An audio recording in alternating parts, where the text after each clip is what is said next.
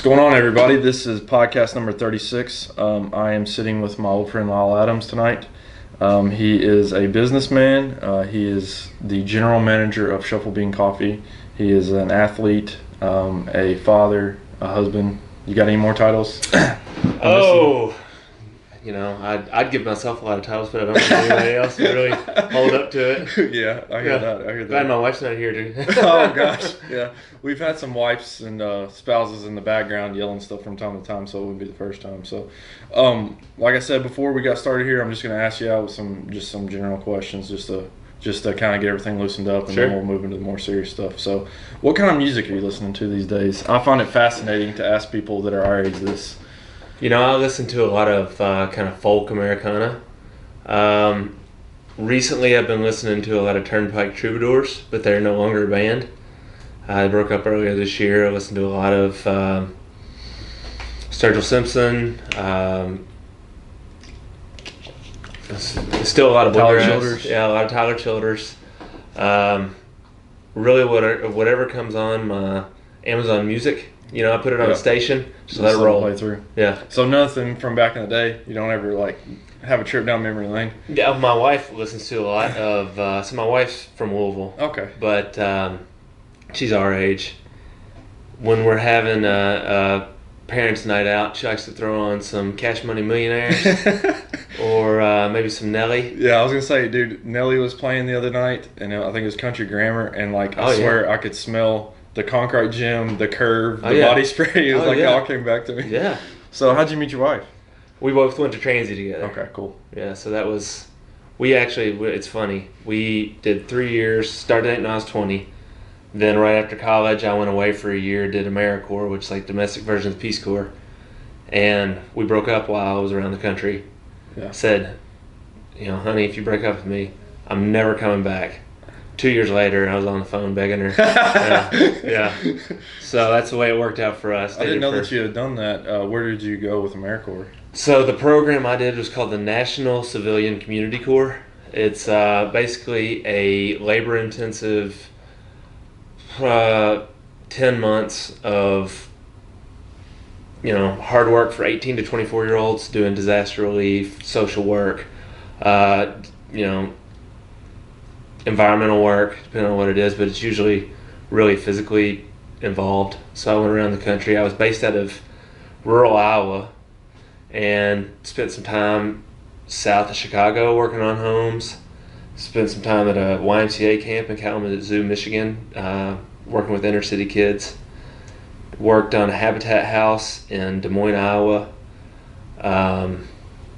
So you got around then? Yeah, I got around, mostly in the northern Midwest, and then also spent a little time in the last bit of Katrina relief. Wow. Yeah. Did you find yourself changing in ways that you didn't feel like you would? Because I'd just like to thank you for being on here, because I was an asshole when I was younger, and I admit that. And so I appreciate you coming on here. But my life changed drastically when I went to Mexico and Jamaica and did all that stuff. So I just wondered how it affected other people. So. Yeah, well, it's one of those things. As I grew up very privileged here in Winchester.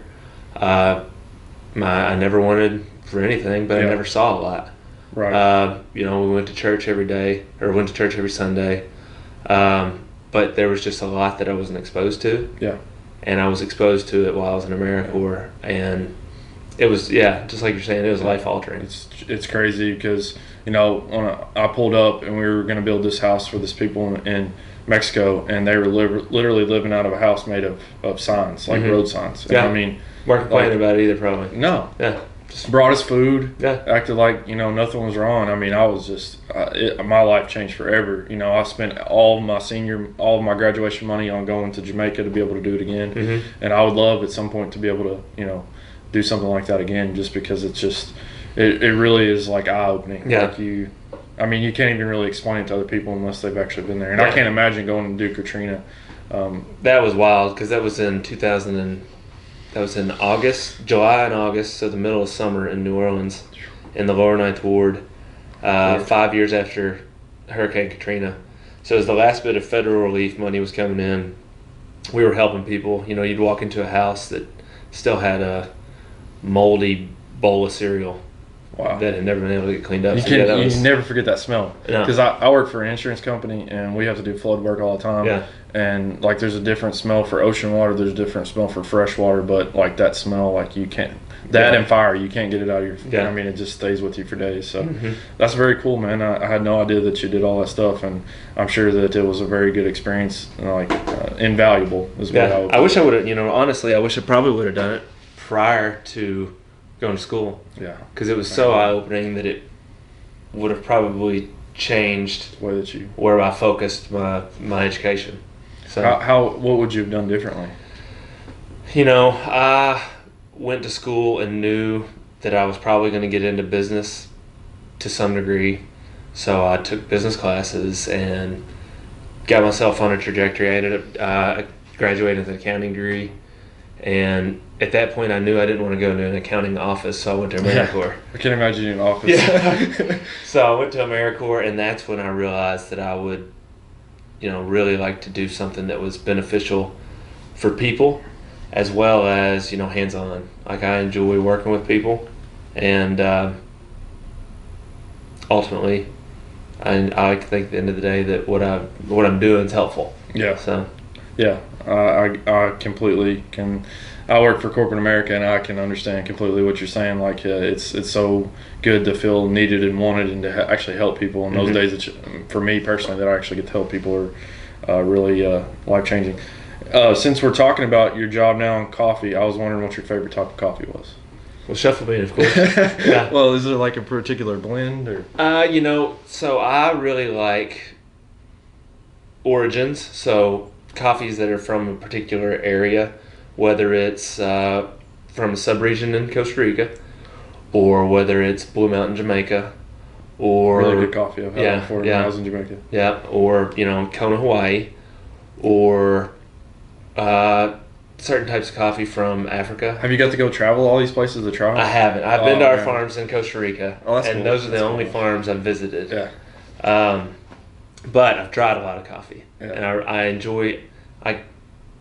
Prior to getting into the coffee business, I drank Folgers all the time. Yeah. That was what I drank. It's what my mother still drinks. Yeah. You can't get her on the shelf. I can't. She keeps a bag of it in the cupboard, but for appearances. Exactly. So when I was all hobbled up, she would serve it to me, and then she'd go make herself a pot of coffee. But now I've gotten quite snobby about it. I kind of equivocate it to like craft beers. Yeah. Like everybody starts drinking Natty Light. Yeah. So, I can still crack open a Natty Light and enjoy the reminiscing about. Exactly. Exactly. But it's not what I'm going. If I'm in the grocery store, that's not what I'm picking out. Right. I understand that. Yeah. So you think you developed a palate then? Like you can tell the differences in regions. And I do. Yeah. For the most part, you can serve me a cup of coffee and I can tell you where it came from. That's really cool. Yeah. It's a good parlor trick. I can imagine. So how do you drink it? You just drink it straight black? Yeah. Even when it was Folgers, I drank it all straight black. How long have you been drinking coffee? Because I didn't start until I was like mid-20s. I started drinking coffee in the finals week of every semester of college because I was not very good at studying up until that point. So procrastinator. Huh? Yeah, exactly. And in accounting, you don't really have to write papers or you should be keeping up with everything and you should be doing your homework, and I did, and I got by, and I did what was needed. But really, when it was time to learn, I just put my nose to the grindstone and you put down the Natty Light. Chug some coffee. Exactly. Yeah, I can get that. I can do that. So I have to use a lot of caffeine to be able to exercise. I know that you exercise a lot. What's your favorite type of exercise that you do? Because I know that you probably have to do a lot of different things to prepare. Yeah, I'm a glutton for punishment. I really enjoy that long, monotonous cardio. My body doesn't hold up as well to running as it used to, but running prior to my accident was my favorite thing. It was like therapy. Come home after a rough day, throw on the running shoes, say, "Don't talk to me right now, honey. I got to go work it out." Hit the road and just pound out the miles. How many do you typically do? So right now I'm running between 20 to 30 miles a week. Okay. I thought you said day. I was like, dang, Cameron Haynes. No. before my accident, I got as heavy as 60 miles a week, but that was too much. Yeah. So I mean, I have a funny story. It reminded me when you said I was glutton for punishment. I don't know if you'll remember this or not, but we were at one point, we were probably sophomores. You came out for the basketball team because you had pretty much kind of transitioned to football later in the years. But you came out for the basketball team, and we had to do like a 2-a-day outside, and we had to run up and down the steps. And we finished the day by doing a push-up competition. Okay. Do you remember this at all? I don't remember this. Okay. This is a 100% true story. So I was 140 maybe. And 140 pounds? Oh, yeah. Yeah. Dude, I started high school, I was 120.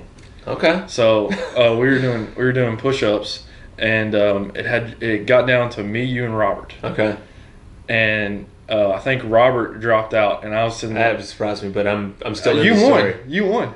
I like this story. So, but I was looking over, and I was like, dude, this dude is never gonna quit, and I just gave up. I was like, I'm done. And I think maybe it came down to you and Robert, and I feel like maybe Robert gave up, and I think he won.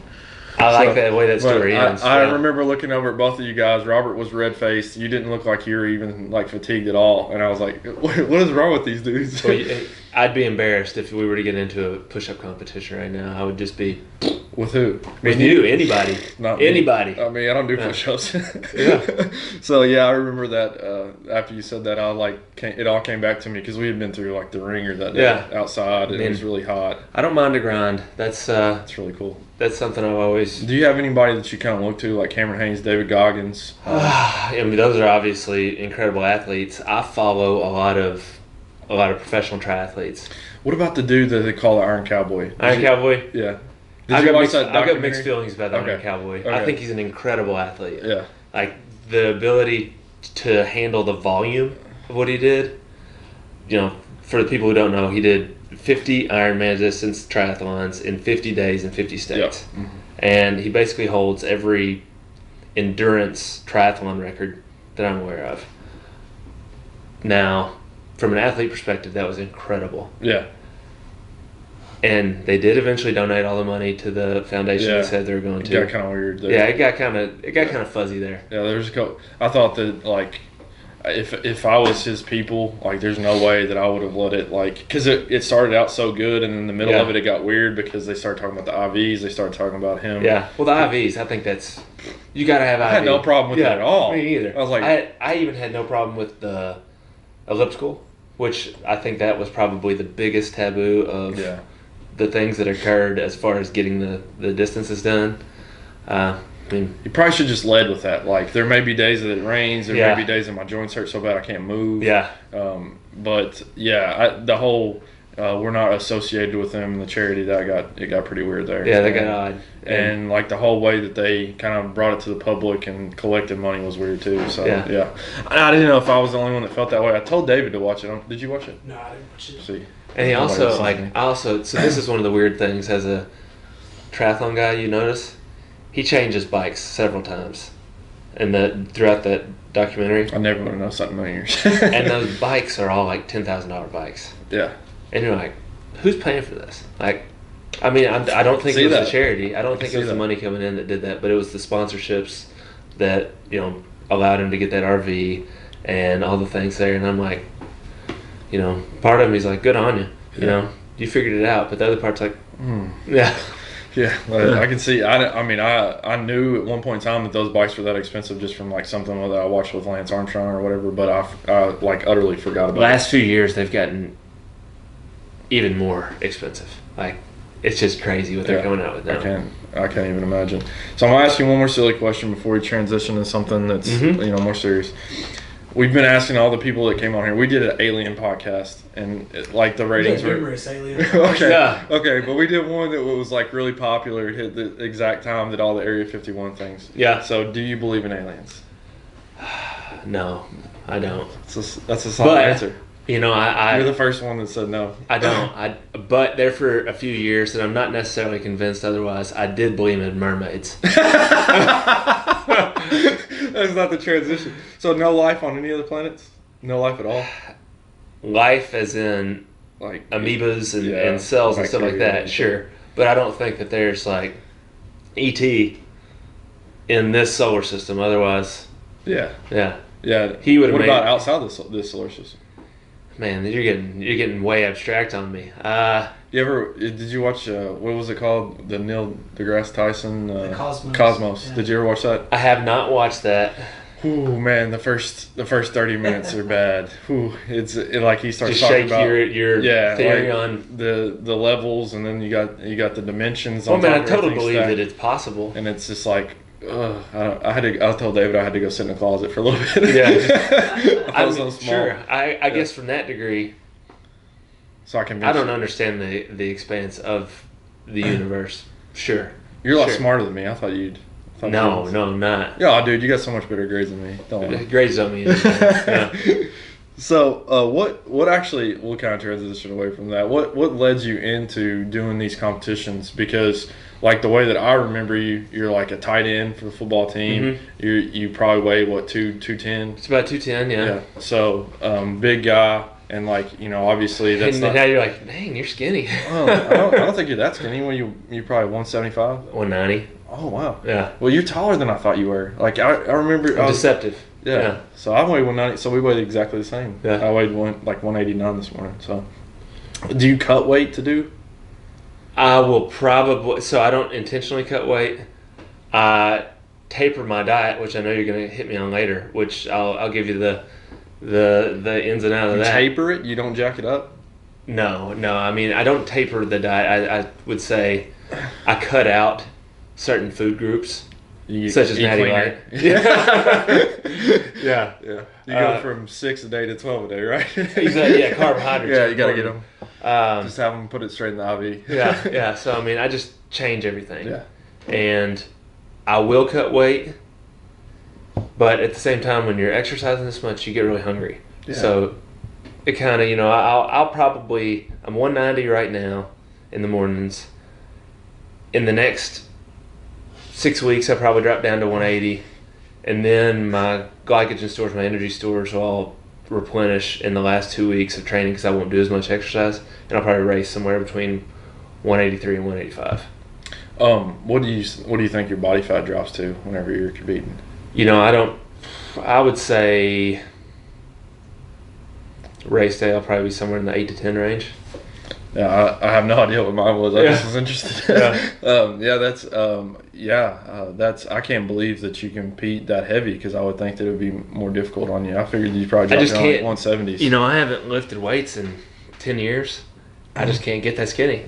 Like, Yeah, well, that's good. I Yeah. mean, from my perspective, it's great because I've busted my butt to put on like if I'm 190 now, that's like 27 pounds since April of last year. holy So, moly. Just eating all the time, putting all this stuff on. I weighed 163. I was coming off of sickness, but Sure. just eating all the time. I ate so much I gave myself acid reflux. Oh, wow. So like it's really hard for me. So like I envy your position. See, I can put on some bad weight really quick. Yeah. And I got into that. I got up to like 195, and I was like, "Oh my gosh, I got love handles. My Yeah. pants don't fit." yeah, so I mean, even I can jump back up to 210 pretty easy. If I haven't done that since I weighed 210. You make me sick. You probably touch a weight, and you probably just go back up to 210. I don't know. I haven't lifted weights in so long. I do some sit-ups and push-ups and pull-ups, maybe some TRX, the little suspension. bands. But I haven't lifted for any mass. That's crazy. Yeah. How did you transition though? Was it like just I'm gonna start running, or I'm So- gonna start biking, or start swimming? When I went to college, I knew for accountability standpoint, I needed to do something. I needed to really integrate myself into something that would keep me from. Mine was drink, and he's like, "Oh, I really need to exercise." Well, yeah, that was the issue. I knew that if I left my laurels, I would not make it to class. I would not. Yeah, I'd just That's be. me. Yeah. 2 Well, years and done. I did. So I went to Transy. I swam, even though.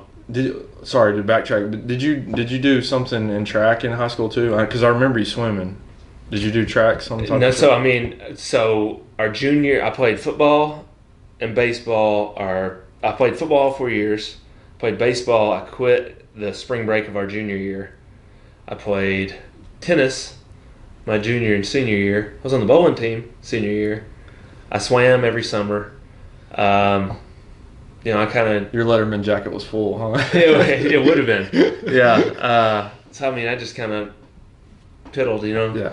I think now a big problem kids have is that they do one thing too much and they just burn out. And we did everything. I never had to worry about that. Yeah. You didn't start like transitioning to something. At least for me, I quit baseball. Like after sophomore year too, and I transitioned more to basketball. Yeah.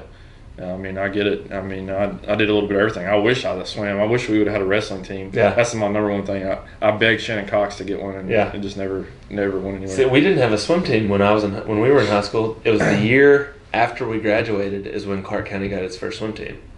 So I just swam for the Winchester Country Club during the summers. Okay. And then my times were pretty good. So I decided I was going to go to transy and swim.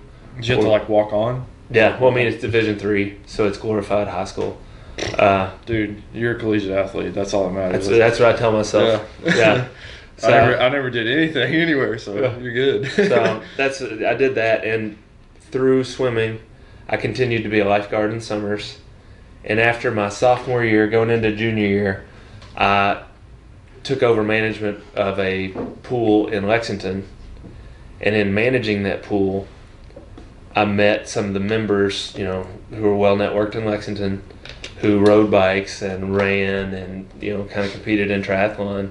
And that's really how I got into it. So you got the bug. Yeah, I got the bug. I, kind of envied these guys who were in their mid to late 30s at the time. I was 20, 21, and they were living the life. They were training every day in the middle of the day, not at the office. Yeah. I was like, I get used to this.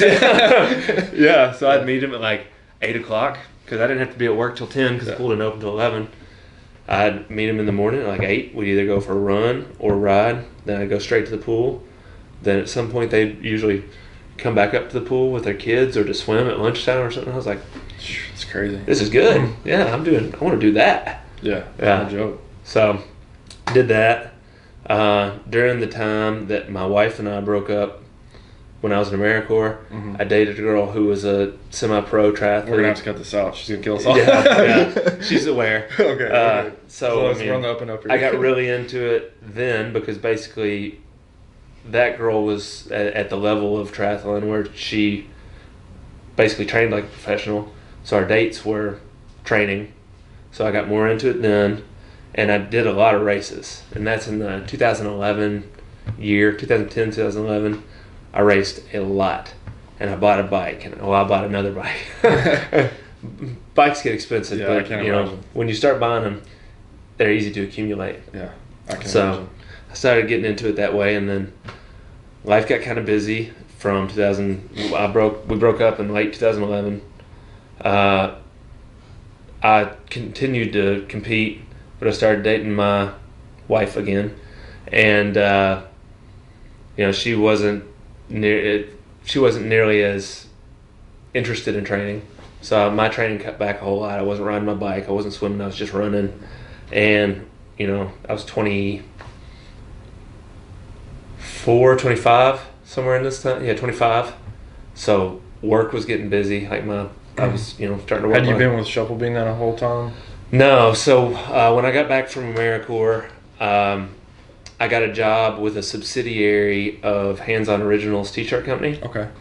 And I ran a fundraising division of their Wildcat Warehouse, which was at the time the same ownership. Yeah, I remember. They split away from each other. Business. And so I ran the fundraising side of what they did.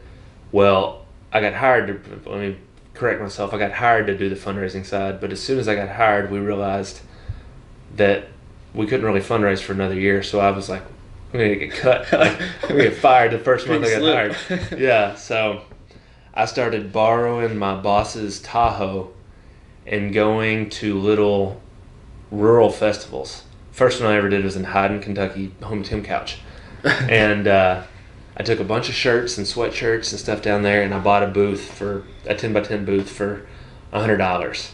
And I hung T-shirts up everywhere, and they were all officially licensed UK gear.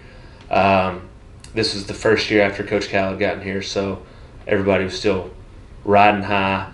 Business was booming. Huh? Business was booming. And the first weekend in the middle of nowhere, Hyden, Kentucky, I made like almost $5,000. Wow. And You weren't worried about that pink slip no more. yeah, huh? I did. I started going like, whoo, like this is Yeah. good. So we turned it into a full-time thing. It was called the Big Blue Road Show. And every weekend I drove around this 30-foot car hauler that we had converted into like a retail store. So everywhere I went, I pulled business licenses and paid whoever owned the parking lot for the space. And I set up Friday through Sunday and just crushed it. Yeah. And then once we got that business going, they decided they wanted to start a sign company. So I started their sign company for them called Uh-oh. called Bang Instant Signs and Bang Signs and Graphics. And I was only there for like 6 months or so until a bigger sign company came and picked me up and like, hey, you're doing good there. Why don't you come over here and help us here? So it's like, I'm in. Let's do this. So I jumped to the sign company, Instant Signs, and ran their Broadway store in Lexington for like almost 2 years when I got introduced to Jim Booth, who owns Shuffle Bean, and I didn't actually meet him for a long time, but I applied to work in one of his businesses. Didn't get hired. Wow. But it got my resume. It was not a good fit at the time, but it got my resume in front of Mr. Booth, who recognized that I might be a good fit for Shuffle Bean. So we came in, and now it'll be 6 years in like 2 weeks that I've been with Shuffle Bean. So it's awesome. Yeah. Yeah. It sounds like you got a lot of experience, and I could just see you like selling shirts at a booth because like you've always been a people person. I don't think you've ever probably been like nervous to talk to anybody or anything. So I can imagine that being like an instant fit and just kind of helping you grow. Selling T-shirts was fun.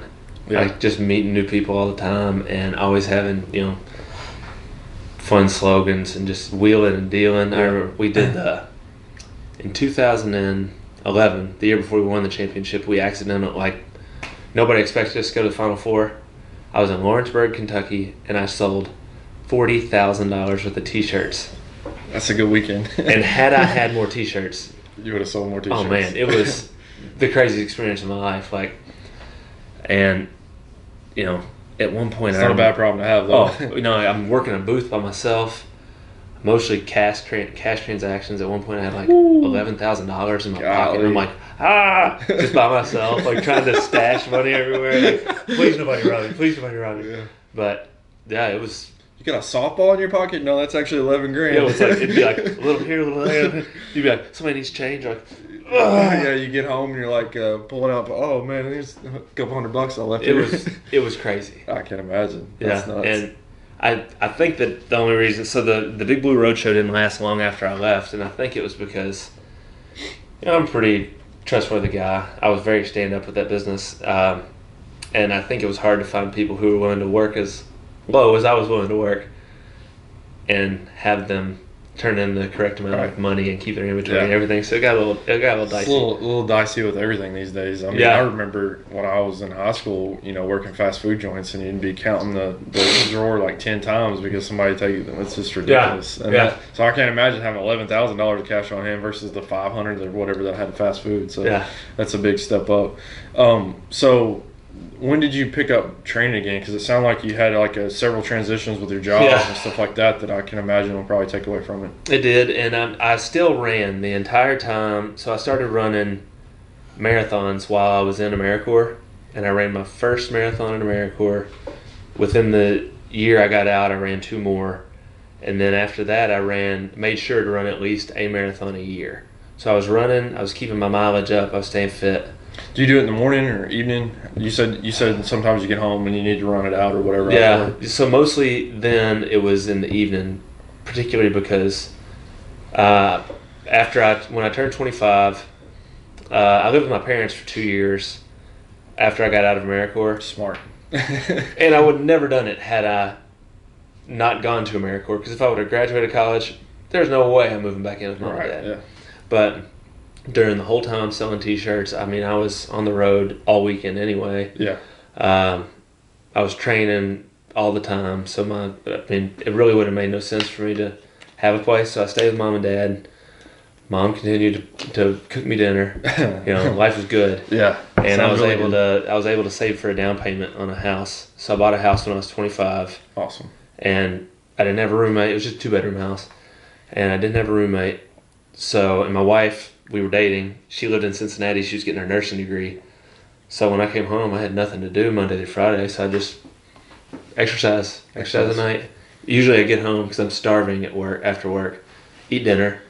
Then I'd either go to the gym or just run through my neighborhood, finish up sometime around like 9 or 10, and then call it. How much sleep do you have to get? Prior to injury, I only slept like 6 hours a night. Now, I slept 10 hours last night. I feel like a champ. Yeah. So, I mean, that's just as my training load. I don't know if everything got rewired after I got hurt. I don't know if that's just me or if that is true.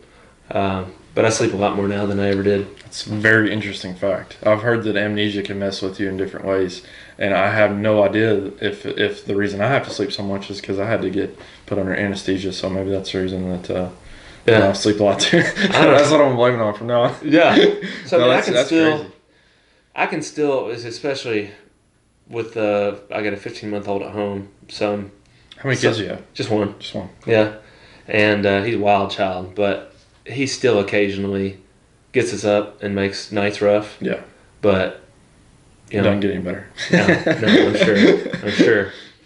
So I can pull 6 hours, 4 hours. I can pull 4 hours probably twice a week. Whew. But I need, at the end, you pay for it. Yeah, I did it Friday going to Saturday night, and I went to the gym first thing Saturday morning and worked out for like 90 minutes, and I got home and I felt like I was hungover. Yeah. I was like, man, I got to sleep. So yeah, it's wild how your body changes. So you kind of pick up back training again. When did you start competing? I got back into track, so I ran. How are you? Sorry to cut you off, but how are you doing in these marathons? Like, were you like finishing the top like regularly? So the first 3 marathons I ran, I was really competitive. Then I started just running casually. Gotcha. Just being like, this is something I've done. I'll just run one of these every year just to check it. Okay. But then I'd run shorter distances hard and do well in those races. Or I'd find an actual, if friends were like, hey, we want to do this, or, there's a certain amount of narcissism that I have that, like, if my buddies invite me to go somewhere, I don't want to lose. Right. Yeah. Competitivism, narcissism, it's everything. Yeah. And, if I'm going to a fundraiser for a 5K, I'm like, I'm going to do my best. I'm going to try to get on that podium. The only ones that I've ever done, I did with Matt Bradford, and I got to walk them with him. So that's the reason I signed up. Yeah. That's an experience in itself, I'm sure. Yeah. It's crazy. That's wild. Yeah. What a story. Yeah. I mean, I see a lot of parallels in, like, with getting injured and coming back and being persevering, because it would be so easy for you or for him just to say I'm done and not ever come back. So running the marathons, how did you transition to like the Ironman stuff? Because that's still a big jump, So when I was dating that girl who was a semi-pro triathlete, I became pretty good in triathlon. And you're competing in that at that point in time? Yeah, gotcha. So that was back in 2011, 2012. But then from 2012 until... Sorry, I keep looking over there trying to rack my brain. It's fine. I was wondering what time it was. It didn't have anything to do with you. 2012 to 2015, I didn't do a single triathlon. And then in 2016... my wife and I had kind of planned everything out, and we were ready to start a family. And I knew that the Ironman was a bucket list item for me. I was like, okay, life's going to get crazy when I have a kid. Yeah. Like, if I'm going to get it done, I got to get it done now. And I was turning 30 in 2016. And I was like, might as well make that like my celebration. Get it done before I'm 30. Get it done before I have a kid. And hang it up. Well, so I ran a marathon that March of 16 with my brother-in-law, and then hired a coach from Lexington. He's a professional triathlete, and had a rigid schedule. Like, everything was... So when you were running the marathon, were you also swimming and biking, or was it just... No, I mean, I was doing some cross-training, usually whether it was weights or not really weights, it'd be like TRX, some high intensity all body weight stuff, essentially. Yeah, exactly. And a lot of lateral movement, because you spend your life exercising in a straight line, Yeah. you lose all the muscles that keep you lateral. So more like plyometric type stuff. Yeah, exactly. Gotcha. So, I was just doing that stuff. I would occasionally swim. Swimming's really boring to me. I've done too much of it. So unless I have to swim, I usually don't. So not even when you're training, you don't. Oh no! It's the. So you have to swim for that. Essentially. Yeah, I have to I swim. thought maybe So, you're like a fish and you just jump back in. All came back. well, I mean, I swim better than most people because of all the swimming I've done. But like a lot of people, if you were a stud track athlete in high school and then 10 years later you went out to run a 400, you wouldn't probably turn out very well. Yeah. So I still hit the water when I have to, but it's the least of the 3 disciplines that I train anymore. So it's always swim, bike, run, and triathlon. I'm really good at swimming. I used to be okay at biking and good at running. Now I'm really good at swimming, okay at biking, less than okay at running. So. Gotcha. So you ran the marathon. You decided you're going to hire a coach. You're going to train for the Ironman. Is that is it you have to like qualify through a local event, or is it just straight to the Pay to play for those. So there are, I don't know how many Ironman races. So Ironman is a company, right? Just like Nike's a company, Yeah. And they're basically just a big race promotion company that puts on races all over the world. And I had signed up for Ironman Maryland in 2016, and like I said, pay to play. It's like $800 to register to go kill yourself for a day. Yeah. And I registered. I had started training in mid-March as soon as I was done with that marathon. This is mid-September when I got hurt. I'm supposed to do that Ironman on October 2nd, like 3 weeks out. So I had trained hard. I was ready, but I was in the best shape of my life when I got hit by a truck. So, obviously we need to talk about that. So I remember it's like everything in life, it seems like anymore, you learn about things on social media. I learned about it on social media. And it was like, initially it was like Local Man or something like that, and then it changed to your name and the articles that we talked about earlier. And then I saw Robert at Kroger, and we talked about it a little bit. So for anybody that doesn't know, have you ever talked about your injury? Yeah. You talked about it on camera before? Not extensively, no. Okay. So tell everybody what happened. So I assume, by the way I read it, you kind of got hit in the rear end, like a light tap or something like that, and then you got out to check it out. So I was on New Circle Road, which is a really busy bypass in Lexington. Going to work one morning, it's like right at 8 o'clock, it's rush hour. Between Alumni Drive and Richmond Road, where it gets really congested in the morning, somebody like tapped my bumper 10 or 15 miles an hour. I didn't think anything about it. I just got of all things. Yeah. What an inconvenience. Yeah, exactly. Little did you know. So I pull my truck over on the side of the road, and as I hop out to go to the back of my truck, I look to see if there's any damage. There wasn't. So as I turned to wave that car on, which had already gone by, another driver had a seizure, ran off the road, and I turned just quick enough to see it. So I jumped.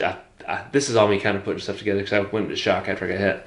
But I tried to get out of the way, and he caught me kind of in my left hip and shattered my pelvis, compound fracture to my femur. Through the accident, I had multiple lacerations throughout my calf and hamstring. Tore both my ACL and my MCL in my knee. Oh my gosh. And lost a crazy amount of blood. So as I got hit by the truck, let's see, for the viewers, I got hit kind of sideways, and I was trapped between the two vehicles. And while this driver is having a seizure, he still got his foot on the gas, which was kind of beneficial because it allowed the wheels to jump, which eventually opened the car up and allowed me to fall down. So I tried to get up. Didn't work very well with the shattered pelvis and shattered femur. Can't imagine. So 2 bystanders came and grabbed my arms, drugged me off to the side. I asked them, have you called 911? They said, yeah. I said, can you call my wife? And they said, yeah. So you're conscious through all of this? Yeah, but I mean, I'm definitely in shock. Like, did you feel pain? I mean, where was it? I knew it was bad, but I didn't know how bad. And then after the ambulance picks me up, that's when I go loopy shock. Yeah. So as I roll into the hospital, my wife's a nurse at UK, so she beats me to the hospital. They roll me in, but she's in scrubs. They don't know that she's like my wife. They just think she's a nurse. So they're not really toning their She talk wasn't down. aware at all. Oh, she was aware. Okay, So they she knew that you. Yeah, had they an had called her, and she actually went directly to the hospital because she wasn't supposed to be at the hospital that day, but she was in scrubs already. So when they show up, they're not talking like they're talking to a family member. Right. They're talking like they're talking to a nurse. And they're like, Yeah. "This dude's really messed up. Like, you know, multiple lacerations, broken femur." They're like, "You know, what have you given him?"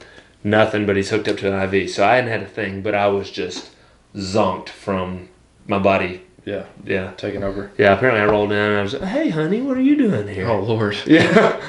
Yeah. And so they rolled me back. Get me stable. You said that the biggest problem was blood loss. So were your organs okay? So I don't know what it's called when your kidneys go into shock, but whatever that's called, it happened. Gotcha. So basically my kidneys were poisoning my body as a result of... Essentially almost like a septic. Your system was becoming septic. To a degree, Yeah. but because I was in really good shape, even though I had all this blood loss, my organs were still Working. trucking along, yeah. So did they like strap a tourniquet on you? Where was it like? Where was it like coming from? Just everywhere? Just so many lacerations? I think so. So the compound fracture in my femur was probably the biggest. And was it internal? Did it? I don't think I had any internal bleeding. And it all, thankfully, was my waist and below. Because obviously had I been, a couple inches shorter, that truck a couple inches taller, it would have hit maybe you had jumped. Yeah, exactly. So did it like protrude out of your skin? Though? Yeah, my femur came out of the back of my leg. Were you aware of this? Not until afterwards. Okay. That's a good thing. I know apparently I had a nick in my femoral artery, which they were able to, I guess, stitch together because this is one of those things you don't learn until days after. They were trying to figure out whether or not I was going to be amputated because it was... Oh my gosh. Yeah, my dad tells it really good. He tells it really well because I was all drugged up. You're probably morphined up at that point. I don't know anything. And so he says, he gets a call from my mother and says, Lyle's been in an accident. Come to the hospital. And he's like, okay, like, tell me what. She's like, don't worry, because she didn't want him to be worried. So he rolls in the hospital. And, a few days later, they're like, or when it comes in, they're like, he's sustained a lot of injury. We're not sure that he's going to make it.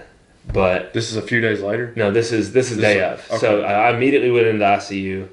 I spent 4 days in the ICU and trauma ICU. And, they said immediately, like, he's been in a really bad accident. He's stable, but, just to temper you, like, we weren't sure he was going to make it. And he's like, all right. Well, a few days later, they tell him, like, well, if we can't get these things going, I was having about a surgery every 2 days at this point. How many did you end up with total? 10. 10. I thought it was like 8, 9, 10. Yeah. And a few days later, they're like, if we can't sustain better blood flow, we're going to have to amputate his leg. Oh my gosh. And then... and you weren't aware of any of this? Oh, no. Okay. To be honest, my time in the ICU is just like a cloud. Oh, yeah, I was on so many painkillers that it was just... Thank God for painkillers in these situations, huh? Yeah. But, it was wild. I mean... I still occasionally find like a Facebook message from somebody that had, my family was operating my phone for me, but people being like, hey, I heard about the accident, wanted to tell you that we're praying for you. And I'll sometimes see it and I'm like, huh, I never knew that was there. Because I'm sure they told me. Oh yeah, I'm sure. Yeah. That's wild. I mean, Matt talks about his accident like being like a dream. So I assume that's probably what it's like for you. Well, his was obviously much more extensive. It's apples and oranges, but for somebody like me that's never sustained any type of trauma like that, just trying to understand it and get people to understand like what it's like. You said it was like a cloud, so I would assume it's just like a bad dream. Yeah, and I mean, to be honest, I was okay. When I was in the hospital, I was more worried about. Well, I was kind of misconstrued as to how long this recovery would take, But I also was like, worried about my mom being okay. Yeah. Worried about, my sister was she was 7 months pregnant. Wow. And 10 months pregnant. yeah, I had to go off of a year instead of 9 months. And I was like, so she was there every day. Everybody was just tending to me, and it was wonderful. But at the same time, I was, really worried about what was going on with them because I just sat in bed all day. Right. But yeah, it was totally surreal. Yeah. Yeah, I can't even imagine. So you go through 10 surgeries. At what point did that change to where they could get the blood flow and everything in your leg? Was it like the 10th surgery? Was it like the 7th surgery? I don't actually know when that occurred. It must have been relatively early. So initially what they did is they put my leg into traction.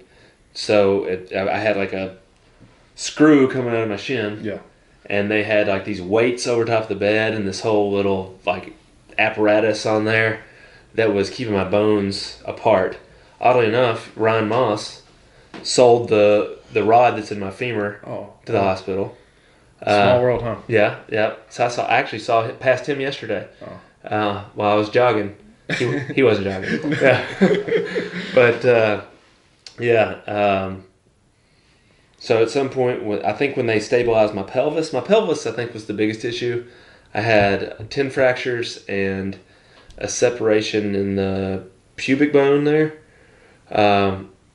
So I was really lucky. Ray Wright was my surgeon at UK. He's apparently the pelvis guy. So it's great time. That works out. He happened to be there. That's great. Got me all Humpty Dumpty put back together again. So I assume like probably like skin grafts. We're talking all kinds of stuff. Yeah. So like my leg, I pull that up there for everybody. My leg. These are all skin grafts. Pretty extensively from here to about halfway up my hamstring on the back. In doing so, because of the lacerations I had in my leg, and from where I was on the road and then pulled away through gravel and dirt and everything, I got, potential for infection there. Right. So maybe 3 or 4 of those surgeries were them going in and cutting muscle away. Yeah. And making sure making sure I didn't get any infection there. So in doing so, they cut away about half the mass of my calf and half the mass of my hamstring. Wow. So, and then covered it all up with a good-looking skin graft. Yeah, and so now that they cut that away, I assume that you probably have grown some back. And I haven't grown any back. You can compensate with what you have. Unfortunately, in my calf, I'd just like to apologize. My family's about to walk in, so if they're loud for a second. No.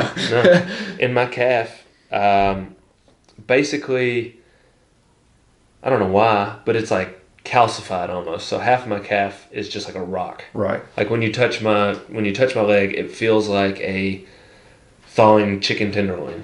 Wow. Like it's soft on the outside, but you can feel that there's just this rock inside there. That's essentially what the bone has to do to heal, correct? I mean, I think it has to pretty much just turn into a rock because this is a crazy connection, but I know that when Muay Thai fighters and they're kicking the bag and stuff all day and they're turning into kickbox, they roll stuff up and down their shins to make it calcify. Okay. To be able to take kicks against it, whatever, kick the bag and not have any pain. So I assume that's how the bone essentially overcomes the injury that it sustains, because they're putting minor injuries. You've had a major injury, and that essentially just turns it into, pretty much rock. Yeah. So I don't know what it is, but it's still about, you can touch it if you want to, but it's we'll touch it off camera.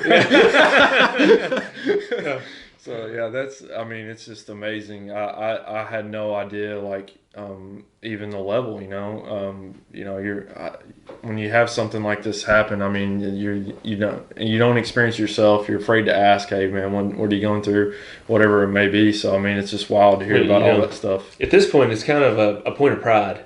No joke.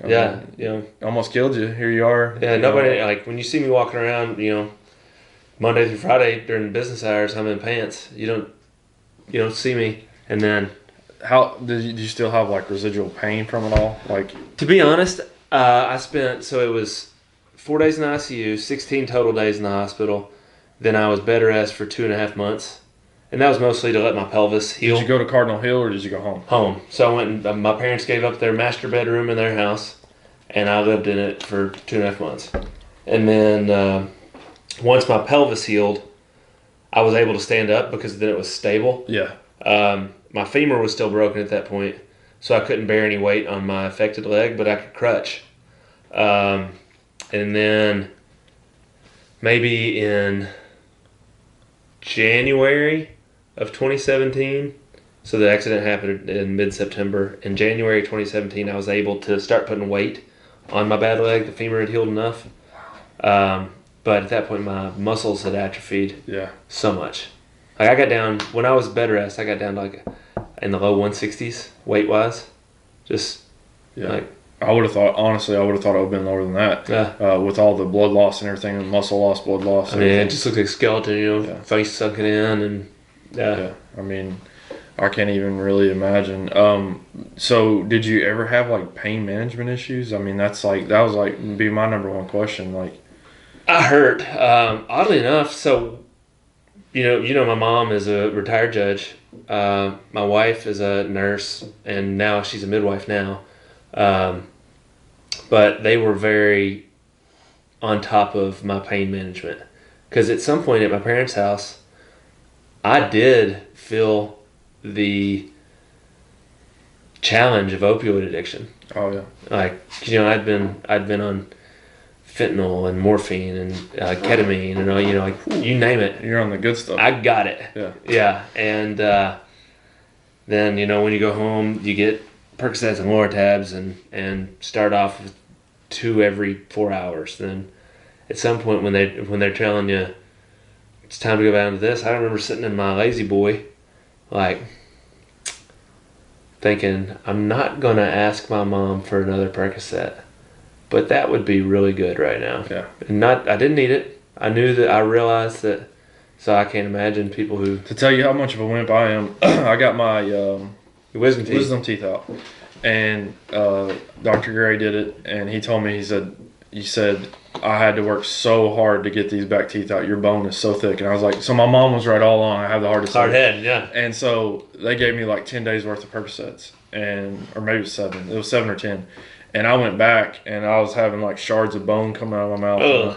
Nothing compared to what you want. But just like going through all this stuff, and they said, do you want more Percocets? And I go, no. I was like, I'm starting to like them way too much. And I was. And I never thought it would be possible for me, because I've never really had an addictive personality, never really had to have anything other than caffeine now. But like, so I can't imagine going through all the stuff that you went through and then transitioning to that, because I assume it wasn't just days, it was probably months and months and months of pills for you. So. Well, I mean, I do have a very addictive personality, which is really... I never would have ever thought that. To a degree, yeah. I mean, I'm addicted to exercise. Natty light. I'm like I can fill certain buckets, I guess. Yeah. And as long as I've got a bucket full, like I bounce around. You know, generally speaking, I do everything too much. I have too much fun. I exercise too much. Moderation's for cowards. So. Yeah, exactly. Yeah. Exactly. I mean, I guess I can see it that way, but like, I guess addiction now is something that's like has a negative connotation to it. Like, so when you say it that way, I mean, you just look around this room, you see I've got addictions too. So I mean, you know, when you say it that way, then yeah, I guess I can see what you're saying there. But as far as it came to like alcohol or drugs or something, I would have never. Yeah. So I mean, I don't delve too much in that, but.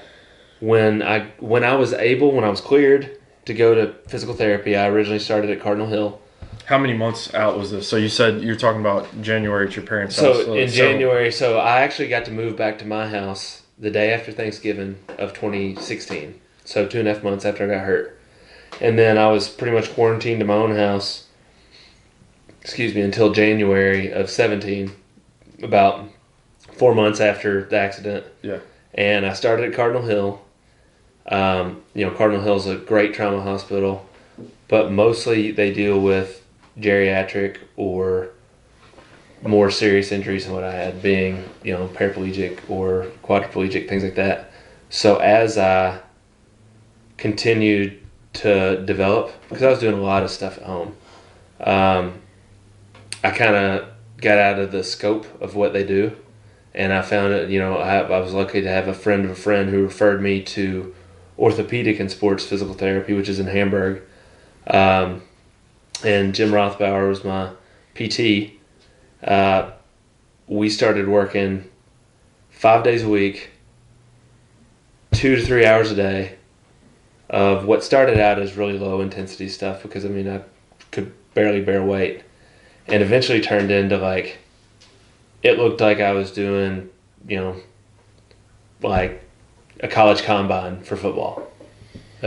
So Did you have a lot of pain doing all this stuff, or did you find that? I had a lot of discomfort. I had a lot of discomfort and a lot of.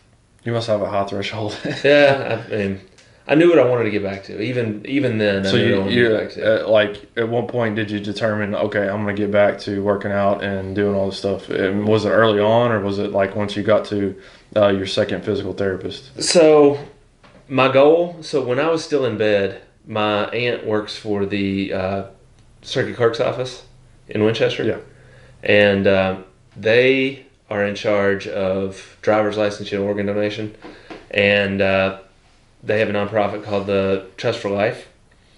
So she called me when I was hurt, and she said, we're putting on this 5K next year in September of 2017, so a year out from my injury. We want you to be the spokesperson for it. Wow. After you've had all these injuries, you'd be perfect. You're from here. Everybody knows you. Let's really work this thing. She said, do you think you can do it? I said, sure. Like 5K, yeah, let's do it. And I went and talked, talked to my sports medicine doctors, and I talked to my trauma surgeon and everybody, and they were like, running is probably not going to be one of those things you get back to. Like, stick to the pool, ride the bike if you can, but it's probably not going to be something you want to do. Not going to tell you what to do. You don't have an ACL, you don't have a PCL. So they weren't able to even like cadaver that or anything? Honestly, they probably could. There's so much scar tissue in my knee that I don't have the instability issues that most people would have without those. Wow. So, my leg bends this far, and that's after 2 years of physical therapy, and it does everything it needs to do. It's just kind of weak, and there is some. It's like remarkable. I'm trying to envision all this stuff in my hand. So is it like you're talking about with your calf bone and all that stuff? Is it like calcified in there as well? In the knee? Yeah. To a degree, and there's some adhesions, and probably scar tissue is really what it is, and it just is so dense. That it stabilizes. Yeah. That's unbelievable. Yeah, and I still get some wobble in my knee. People with torn ACLs talk about their knees just feeling loose. Yeah, I've been tested enough times for my knee thing that they bend back and forth and all that stuff. Yeah. And so I can't imagine. So you're running with no cartilage in your knee essentially. Well, it also benefits after I had all these surgeries. I really don't have a lot of nerve endings. Wow. In that leg. So my doctors, they've told me this before. They told me that I'll end up having a knee replacement before I'm 40. That's what I was going to ask. But it's like, don't do what you want to do and don't have a knee replacement, or do what you want to do and have a knee replacement. Well, not only that, but science improves so much, and especially medical science. Like, you look at 10 years ago versus now. Let me get one of those Batman braces, Yeah, there you go. That's smart. Yeah, who knows what could happen in 10 more years. But at least, I guess at some point you're going to have to do it, right? Is it like bone on bone now? I haven't had any kind of scan on it in so long. And you don't have any discomfort because you have no nerve. I have some, my patellar does a lot of the absorption because my calf doesn't really work either. So, normally you'd run and you'd kind of land on the ball of your foot, and that would absorb some shock, and then it would transfer into your calf, and that would absorb some shock, and then it would go into your quad and on into your glute and everything. Yeah. Well, when I run, I have some muscle strength there, but not really enough to take the full load. So I end up landing here, and it all kind of shocks up here into my knee and into my hip. So I've overcompensated muscularly in my glute and into my obliques to kind of take that shot. Right. Wow. Wow. So I assume that you're probably the wrong guy to be told no, like you shouldn't run anymore. So I assume that probably means that you definitely ran the next year at the 5K, right? I ran the 5K. This was 2017. 2017. So 2 years ago. Yep, 2 years ago. I ran the 5K. And I mean, I worked my tail off and I ran it well. And then 6 months later, I ran a marathon. Whoa. 6 months later, I did an Ironman. Wow. And then now we're coming up on the third year. So and so this year the big goal is to compete in the national Ironman. Is that right? World Championships. World Championships. Yeah. Where's it being held at? Kona, Hawaii. Oh, that's amazing. Yeah. Okay, I knew that. It's like there every the year. Hawaii Right? Ironman. Yeah, it's the quintessential. So how many weeks out are we out of that? Just under 7. 7. So you feeling it? Yeah, I mean, like I had a big training week. I had to do 70 miles of riding on Saturday, and then yesterday I ran 14 miles, and I was just zonked. My son went to sleep for his nap at like noon. I took a 2-hour nap. Then we got up, had an afternoon. We got my son to bed at like 7:30 or 8. At like 9 o'clock, I was like, honey, I gotta go to bed. I went to bed at 9, slept until 6:30 or 7 this morning. Now I'm back. Gosh.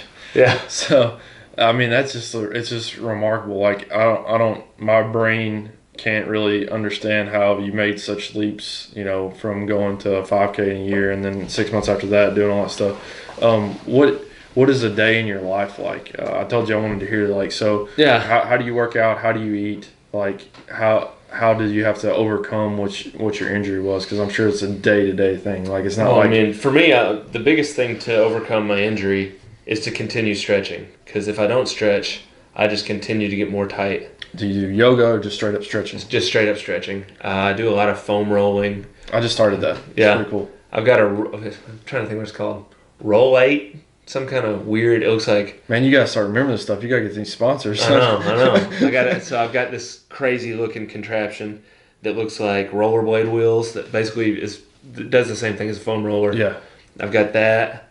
I've got all kinds of stuff. Are you into the power drill yet? I've seen them. I haven't done that. And then occasionally I'll actually pay somebody to give me a deep tissue massage. Yeah. I run every Sunday with my therapist, Jim, that I was talking about earlier. Cool. And, he's an open book. He's like, if you need anything, come in. If you need to get stretched, if something's hurting you. How much time do you have to devote to stretching every day? 15 minutes. Okay. So yeah, it's not. Yeah. And some of it's. Well, I mean, maybe it's more than that, because sometimes when, I'm sitting on the couch, I just cross my leg and just roll over and hold everything. Yeah. Right now I'm working out 9 times a week, and I'm stretching every time I work out. So maybe more than that. I don't know. So you don't have to when I wake up I stretch, when I go to bed I stretch. It's just before you work out. It's after I work out. After. Yeah. I started stretching before. I never did it until this year, and I guess the age is just caught. I do some active stretch. I mean, I'll do some things to get my blood flowing. Let my joints know that I'm getting ready to assault them. Yeah. But that's about the extent of anything I do preparatory. And then when it's done, that's when it's time for me to really get into it, because I'm loose. My blood's all where it needs to be.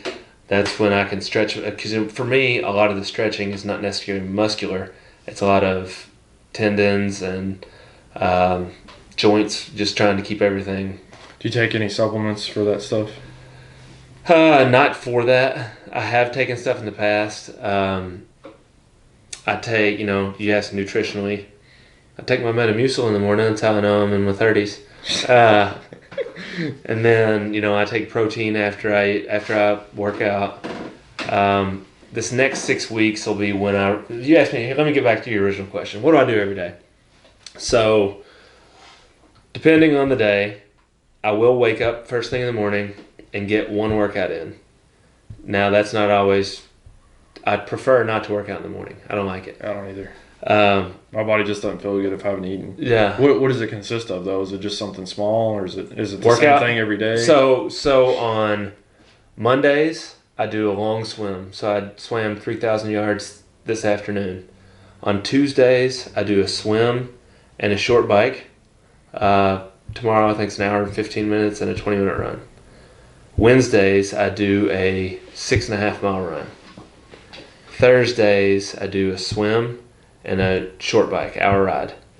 Fridays, I do a 45-minute run with speed efforts, whether it's hill sprints or time sprints, whatever it may be. I do that. Then Saturdays, I ride along. Sundays, I run along. That's, so something every day. Yeah. Yeah. Well, that's good. I mean, I didn't know if it would be like the same monotonous thing, but it sounds like you switch it up so you kind of be a little bit excited for everything. So at this point it is monotonous, and occasionally I have to. Said you liked it. You can't take it back. Yeah. I to spice things up. This weekend, like Saturday, I went and rode with a group because most of my training's solitary, which can be really monotonous, really boring. It's good mental work because in a triathlon you don't ride. There's thousands of people around you, but you're not allowed to ride with them or to talk to them really. So wow, it's that strict, huh? Well, the bike is because you can cheat and draft and all that kind of stuff, and you're not allowed to. So it's good mental training to train by yourself, but you just get worn out. Yeah. So I'll find groups to ride with, or I run with my buddy Jim, or if I have a similar workout, I might just find somewhere to go race and just ask my wife, be like, hey, you care if I kick out on Saturday night because I'm going to go to North Carolina and race tomorrow. Wow. Yeah. So just like that, you just make a decision to do that something. I mean, I say just like that, but I have to get the permission slip signed like everybody else, huh? Yep.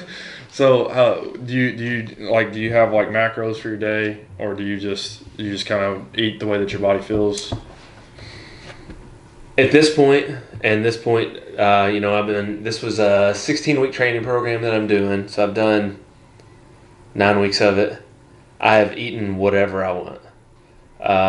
Obviously, before I have certain workouts, I try to avoid certain things. For these long rides, I don't want anything that would provide any kind of gastric distress or... so Taco Bell's out. Yeah. So, I just try to be smart. I still eat, because of what I do, I eat a ton of carbohydrates. Yeah, I can imagine. Yeah. What would that be for you? Like, is it like pizza, or is it like more healthy, like fruit? Oh, no. So I eat simple carbs. Like, before I go out on these rides, I eat 2 Pop-Tarts. Yeah. Something just plain sugar that my body can easily digest, straight energy source. Because when I'm doing these efforts, I'm not really worried about calorie intake or... So you don't count calories weight at all? No. Now, like we said earlier, in these upcoming... So September 1st is when I get more strict. That's 6 weeks out. That's when I cut out all the booze, all the fried food, all the processed food. And I go, at that point, because of those parameters, I still don't count carbs, fiber, protein. I just make sure that what I'm eating is clean. Yeah, exactly. Gotcha. So that makes sense. Yeah, I would think, but like probably right before the race, don't you have to eat a little dirty? Right. Well, you go back to Pop-Tarts. Pop-Tarts, yeah. Spaghetti. Exactly. Tons of spaghetti. Yeah. One of my favorite, I either eat pasta or I eat pizza the night before any race. Yeah. But it's always very bland. It's like, I don't even do pepperoni. It's either cheese or maybe some like green peppers. It's usually no meat because I don't want any of the spices from the meat or the grease, the fat sitting in your stomach. Yeah, I didn't even think about that. Yeah, that's a lot of levels to that. And you say you don't really take very many supplements at all, just like protein? I take protein. I take fiber. I'll probably start doing some beets. I eat a lot of beets. Yeah. When getting up to these races, I hate beets. I take beetroot. Yeah. I just avoid the whole beet. Yeah, beets are gross. Yeah, but I don't like they're a that. lot cheaper than beet supplements. Well, the ones I got weren't that bad, but I don't know how much you're talking about milligrams wise a day. But I actually tried to, because it boosts nitric oxide. Yeah, exactly. So, I was trying to use that to work out with, and I tried the beet juice, and it's disgusting. It tastes like dirt. It's the worst Yeah, stuff ever. so I'll actually either do beet juice. Usually what I do is 4 ounces of beet juice. Do you mix it with something, or you just do it straight like a shot? First thing in the morning, don't breathe, because that makes you taste so bad. But you just chug it, and then you don't taste it until you're done, and it tastes like dirt, and then you just go about your life. It's awful. I got flavored beet juice, and it was still awful. Lemon? I don't That's remember mine which one usually it is. was. I don't remember which one it was, but it was so bad. So I envy you there, or I Yeah. don't envy you there. So beets, protein, and I'm shocked that you don't take something for your joints like fish oil, krill oil. You know, I've taken Something. Osteobiflex. I've done fish oil. I've done different things. I don't see any. You don't see any results from You it. know, there isn't any studies that really It's all just promote it, but there's also thing. no studies that say, Yeah. you know, it can't be bad for you. Right. Yeah. Yeah.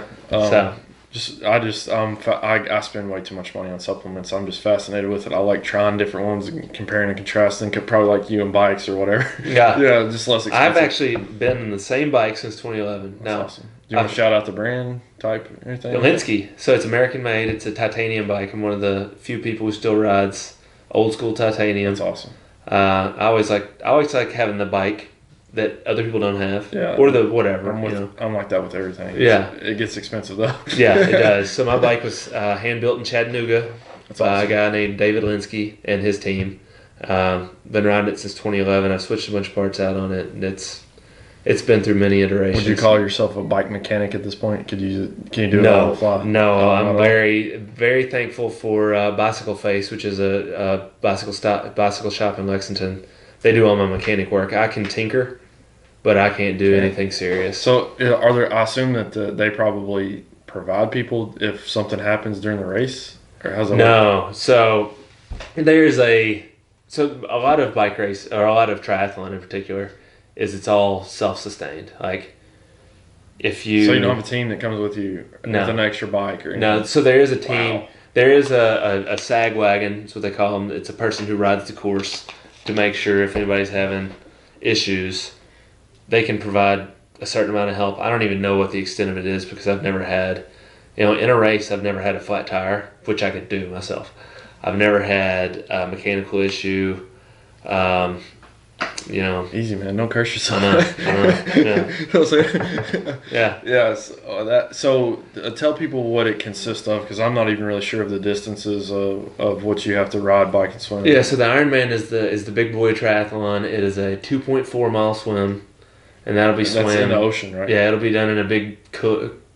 I don't even know. Kauai?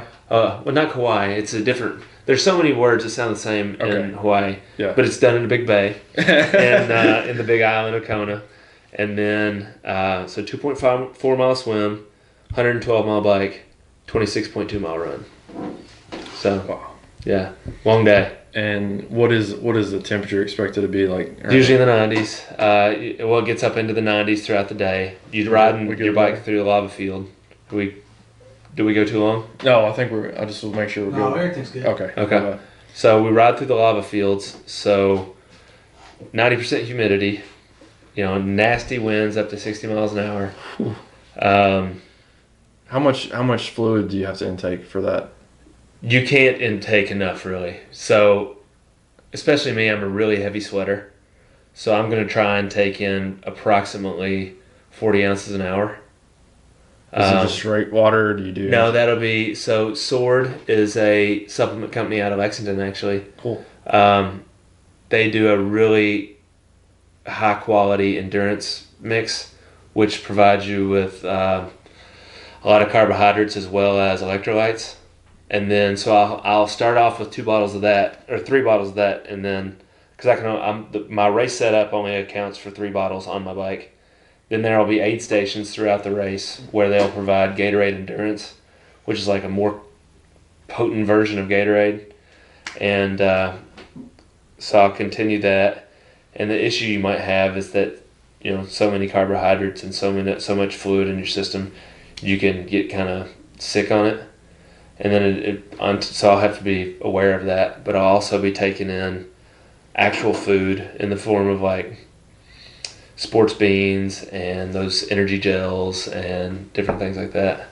So it's basically just a day. Do you feel like anything has prepared you for what the difference? Because I know you said you've done Ironmans in the past, but I assume that it probably hasn't been under these conditions, which is why they. This is gonna be nasty. So right now, you ask about my schedule. A lot of times I'm trying to get out in the heat of Kentucky weather. That makes sense. To prepare for it now. As you felt all weekend, it's getting cooler. Yeah. So, I'll have to start doing some more time of just like sitting in a sauna at the YMCA. Have you thought about a sauna suit? Like just throwing No, that on? like old school rubber? Yeah. No, I haven't thought about it, and it realistically probably wouldn't be a bad idea, except for the fact that it might be kind of dangerous if I get my core temperature up too high. Yeah, I guess it could be, but with like if you wanted to run right now, I mean it's pretty chilly, and just to do a sauna suit for a little bit, you probably have to be aware of what you're getting into. But I'm sure at this point, if something's going on with your body that's not right, then you can just switch it like that. And I mean that's I have a lot of people who ask me, you're going to Kona, what are your goals? And I don't really want to hold myself to anything once I'm out there. All I want to do is make sure I'm as fit as possible when I get there, in order to swim, bike, and run as well as I can. Right. Because it's realistically probably the only time I plan on going out there. So this is a one-off for you. I think so. I mean, my wife has done, she's had to deal, I'm not the only one training for this. Right, exactly. She's had to take care of the family. She's got a very demanding career. We have to get a lot of help from my mom and from her parents to come down and watch the baby. And it's just, she's had to sacrifice doing things so that I can go out and get a long workout in. We're talking about a lot of money too. Oh, yeah. So, that's a lot to take on. But what if you get the bug? What if you get out? Well, the bug's there. So now it's, I just have to be okay with the fact that. So you're not going to do any more at all, or you think that? I would imagine, don't hold me to this, but I imagine this is my last full Ironman for a long period of time, unless I get really financially independent and don't have to work, so I can train all the time. Yeah. Or, so buy lots of shuffle bean to get exactly. Yeah. Where it needs to be. Exactly. So, yeah, I'd say this is it. I'll continue to race. I enjoy triathlon. I enjoy the racing, especially. Yeah. But once you get that Batman brace, though, you're good to go. Oh yeah, you'll be racing all the time. That's right.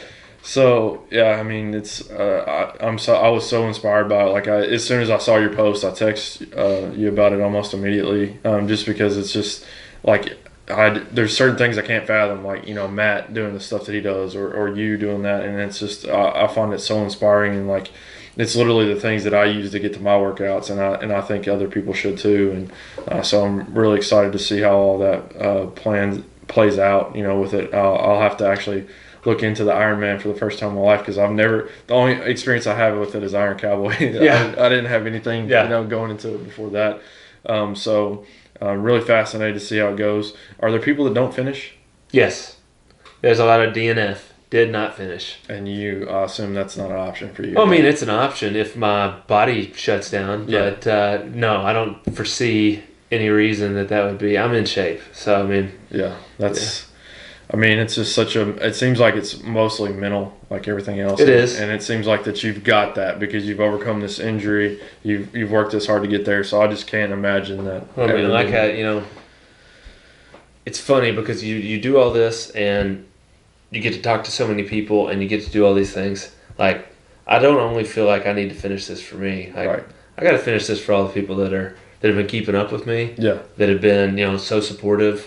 It's not just me. So you found your why. You found your Yeah. why, and that's so important to be able to push and drive you to do the workouts that I'm sure you don't want to do. Yeah. I'm sure there's probably going to be at some point where you're just sick of eating food. Yeah. There's so many things that kind of go into it that people probably don't even think about.